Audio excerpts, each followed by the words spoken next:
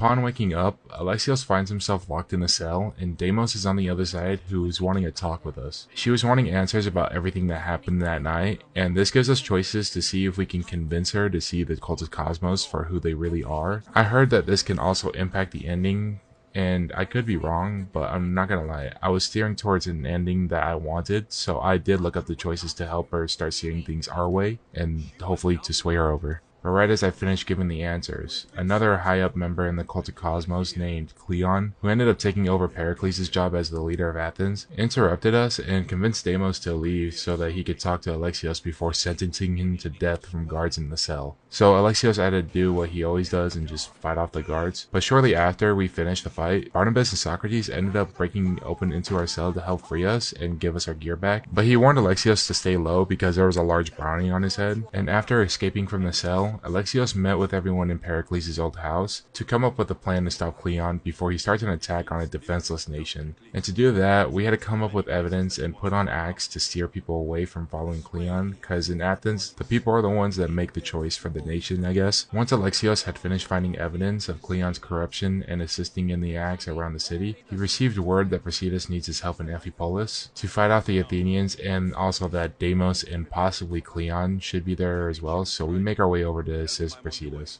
When we arrived and began talking with Brasidas, he found out about what Alexios did to Nikolaos, and he became very angry at Nikolaos for never being a true Spartan.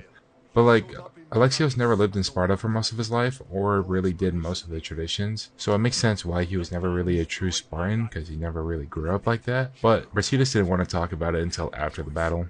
As a conquest battle is going on, Deimos finally shows up and is having a real badass moment as she is just killing everything in sight, and then Brasidas decided to take on Deimos, but this only led to him getting Mortal Kombat finisher by his own spear. Looks like we're not going to have that talk now. But afterwards, Alexios and Deimos started fighting to a stalemate when all of a sudden Deimos is hit with an arrow in the back, and when she drops to the ground, we see that it was Cleon who accidentally shot Deimos. And once he found out who he shot, he just booked it. Bro knew he done messed up and tried to make it to the ship. By the time we caught up to him at the shore of the beach, he knew it was over. And that was finally when we can get our get back, and that was also when I could give this guy a slow and miserable death, because I honestly couldn't stand this dude. But this ends the story of Cleon and also the end of episode 8, which just gives us another trophy.